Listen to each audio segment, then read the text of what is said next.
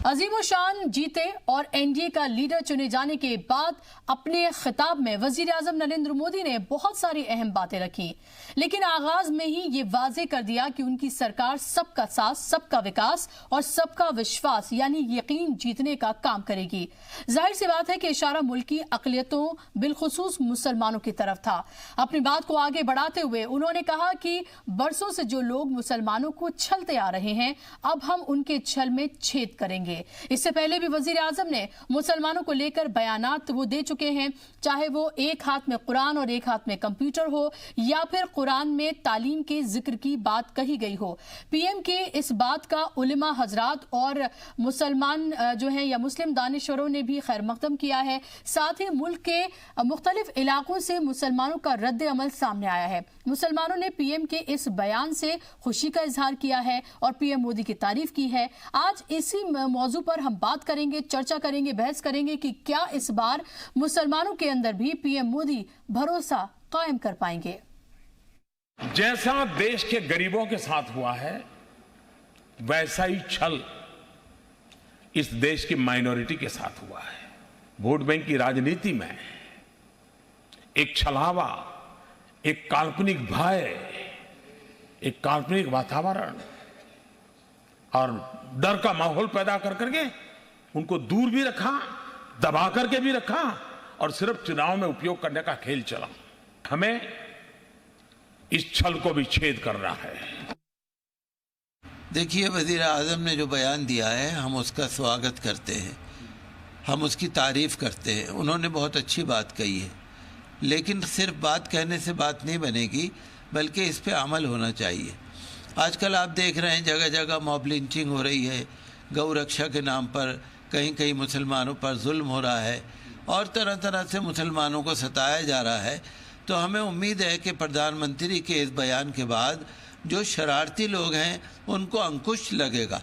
जो प्रधानमंत्री ने बयान दिया है, जो भाषण दिया है, वो बहुत ही सराहनीय है, वो बहुत तारीफ़ के काबिल है। मैं उसका स्वागत करता हूँ, इस्तकबाल करता हूँ कि उन्होंने अल्पसंख्यक के बारे में, सिर्फ मैं समझता हूँ अल्पसंख्यकों के बारे में, खासकर मुसलमानों के बारे में बहुत अच्छी बात कही है कि जो और लोगों की जो दूसरी पार्टियां हैं वो सालों साल मुसलमानों को धोखा देती रही हैं और उस छल करती रही, उस छल में छेद करने की बात कही है। तो मैं इस बयान का बहुत स्वागत करता हूँ। लेकिन इनको करके दिखाया बस। मुसलमान जब सेटिस्फाई हो जाएंगे फुल तौर से कि वज़ीर आज़म इनको करके जो काम का है वो करके दिखा दे बस। ये देखिए, जो पीएम साहब ने जो बयान दिया है उसको तो वेलकम किया जाना चाहिए, लेकिन खाली बयान देने से काम नहीं चलता जब तक आप उसको ज़मीनी सतह पे ना उतारें।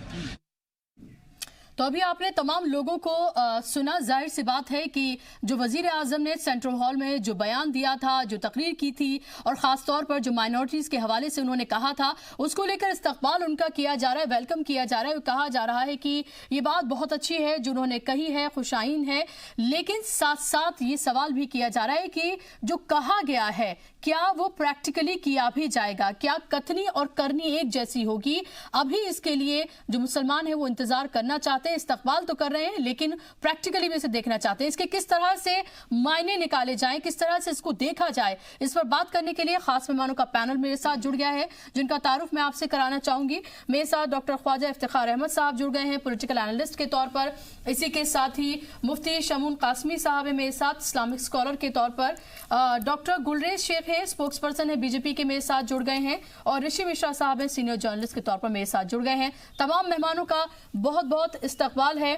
गुलरेज साहब, शुरुआत में आपसे करूं तो अगर आप सुन पाए हों, तमाम जो उलमा हजरात हैं या फिर जो मुस्लिम तबका है उनकी तरफ से ये कहा जा रहा है कि ये बहुत खुशाइन बात है, हम इसका वेलकम करते हैं, इस्तकबाल करते हैं। हमने पिछले 5 साल भी देखे जो उतने अच्छे नहीं रहे, लेकिन अब एक बार फिर से मैंडेट मिला है। अब उनको ये कहना है कि कथनी और करनी हमें देखनी है, कि कह तो दिया, करके क्या दिखाएंगे। तो उम्मीदें आपने बांध दी हैं, अब लोगों की उम्मीदों को पूरा भी करना होगा। देखिए बुशरा जी, जहां तक कि विषय पिछले 5 वर्षों का है कि जो लोग बोलते हैं कि पिछले 5 वर्ष अच्छे नहीं रहे, ये सरासर झूठ साबित होता है। और साबित इसलिए होता है कि 2014 में हमको मत प्रतिशत मुस्लिम समाज का जो मिला था वो लगभग 4.5% था, और वो बढ़कर इस बार हमको मिला है लगभग 14%। तो 14% की जो वृद्धि हुई है, 10% की वृद्धि, ये सबका साथ सबका विकास के साथ ही हुई है। और लेकिन इस सबका साथ सबका विकास की पॉलिसी में, मैं इसको पॉलिसी ही कहूंगा, पॉलिसी में हमने एक और पॉलिसी इसलिए ऐड करना पड़ी है कि सबका विश्वास हो कि जो नेगेटिव प्रोपेगेंडा होता है वह हमको बहुत हार्म करता है। और इसी नेगेटिव प्रोपेगेंडा की वजह से तो दशकों तक कांग्रेस और जो विभिन्न दल हैं उन लोगों ने मिलकर शासन किया। आप देखिए ऐसी कितनी सारी कॉन्स्टिट्यूएंसीज हैं जहां मुस्लिम्स जो होते हैं निर्णायक होते हैं, और वहां भी वहां पर भारतीय जनता पार्टी बहुमत से जीत के आई है, वो अच्छी मेजोरिटी के साथ जीत के आई है।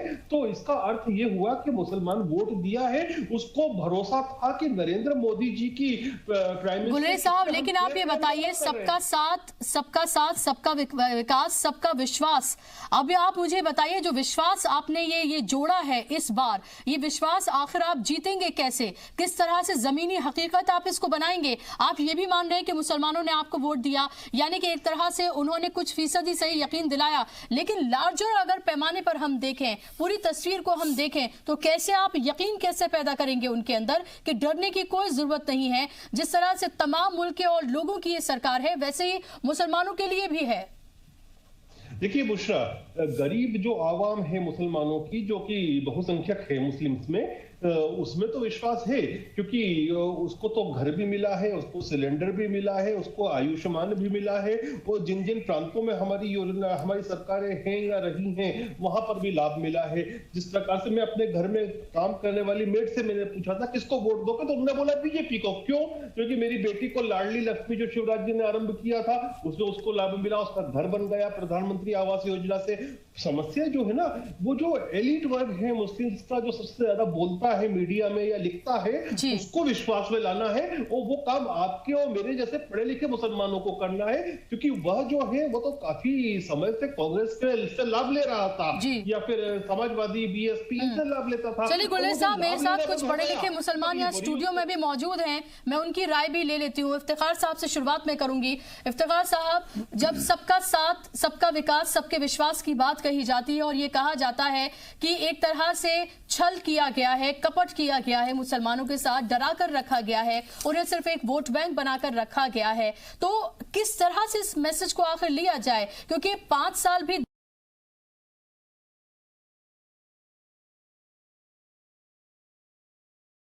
ऐसा है, इलेक्शंस ख़त्म हो चुके हैं जी, और हुकूमत तश्कील पाने का अमल भी शुरू हो चुका, और 30 मई को नरेंद्र मोदी जी दोबारा से हिंदुस्तान के वज़ीर आज़म बन जाएंगे जी। जिन लोगों ने वोट दिया उन्होंने दिया, जिन्होंने वोट नहीं दिया उन्होंने वोट नहीं दिया। बज़ाहिर हिंदुस्तान के मुसलमानों के अंदर एक गैर मामूली मुहिम चलाई गई कि भारतीय जनता पार्टी और नरेंद्र मोदी किसी भी कीमत पर वापस नहीं आए। दुआएं भी करी गई, वजीफे भी पढ़े गए, और ऐसा कुछ नहीं छोड़ा गया जो कि न किया गया हो। हालांकि मैं इन दुआओं को भी और इन वजीफ़ों को भी एक निहायत ही गलत और हरकत समझता हूँ, क्योंकि यहाँ कोई खिलाफत कायम नहीं होने जा रही थी कि जिसका खदशा था कि अगर ऐसा नहीं हुआ तो खिलाफत कायम नहीं होगी, लिहाजा बधाई पढ़ो और दुआएं मांगो। इस पस मंज़र में हिंदुस्तान का वज़ीर आज़म बग़ैर किसी वजह के, बग़ैर किसी सबब के, बग़ैर किसी दबाव के, बबांगे दोहल एक ऐलान करता है कि हिंदुस्तान के, उन्होंने लफ्ज़ माइनॉरिटीज़ इस्तेमाल नहीं किया है, उन्होंने माइनॉरिटी कहा है। लफ्ज़ों पे गौर होना चाहिए। और माइनॉरिटी कहा है तो इसका मतलब है सीधे सीधे उन्होंने मुसलमान की बराह रास्त बात की है, और उन्होंने ये तस्लीम किया है कि हिंदुस्तान के मुसलमानों के साथ में छल हुआ है, छलावा किया गया है, धोखा किया गया है, फरेब किया गया है। इसकी ज़िंदा मिसाल सच्चर कमेटी है। सच्चर कमेटी ने ये बता दिया कि इतने 50-55 सालों में इस सेकुलरिज्म ने हिंदुस्तान के मुसलमान को हिंदुस्तान में रहने वाली तमाम वहदतों के अंदर सबसे ज़्यादा पछाड़ दिया है जी। अब आइए दूसरी बात, जो पिछला 5 साल का दौर गुजरा, 5 साल के दौर को गुजरने के 2 तरीके हो सकते हैं। अगर मैं एक आंख बंद करके और एक आंख खोल के देखूंगा तो मुझे जो है फिर वो दिखाई देगा जो मैं देखना चाहता हूँ। मैं दोनों आंखों से देखकर और आपके सामने एक तस्वीर पेश करना चाहता हूँ बड़ी ईमानदारी के साथ में। आप ये जानती हैं कि मैं ना कांग्रेस का मेंबर हूं, ना मैं बीजेपी का मेंबर हूं, ना मैं इसका वकील हूं, ना उसका वकील हूं, एक आज़ाद ख्याल इंसान हूं और उसी हवाले से अपनी बात हमेशा रखता हूं और आज भी रख रहा हूं। देखिए, हमारे जो इदारे हैं बुनियादी, national minorities commission, national commission for recognition of minority institutions, Dargah committee, central Waqf council, NCPUL, ministry of minorities affairs, Aligarh Muslim university को और जामिया को सेंट्रल यूनिवर्सिटीज़ की हैसियत से मिलने वाली ग्रांट्स, हज के मामलात, हज के उमूर, मुझे बताइए पिछले 5 साल में और उससे पिछले 5 सालों में या पिछले 50 सालों में जिस तरह से ये तमाम मामलात चलते रहे हैं, इसमें कहाँ पर कोई कदगन लगाया गया, कहाँ पर कोई कटौती हुई, ये तमाम काम चलते रहे। वज़ाइफ पहले भी दिए जाते थे, वज़ाइफ आज भी दिए गए। बुनियादी मसला जो है वो ये है कि इस 5 साल साबिक़ा दौर में माहौल के अंदर लिंचिंग की वजह से, बुनियादी तौर से लिंचिंग की वजह से जो एक हिंदुस्तान के मुसलमान के अंदर एक ये खौफ पैदा हुआ कि चौराहे पर खड़े होकर एक भीड़ इकट्ठी होती है और वो भीड़ जो है वो एक शख्स को जिंदा मारती है और जब तक वो आदमी मर नहीं जाता तब तक वो अमल जारी रहता है और उस वक्त तक उसे कोई पुलिस और कोई तमाम चीज़ें नज़र नहीं आती।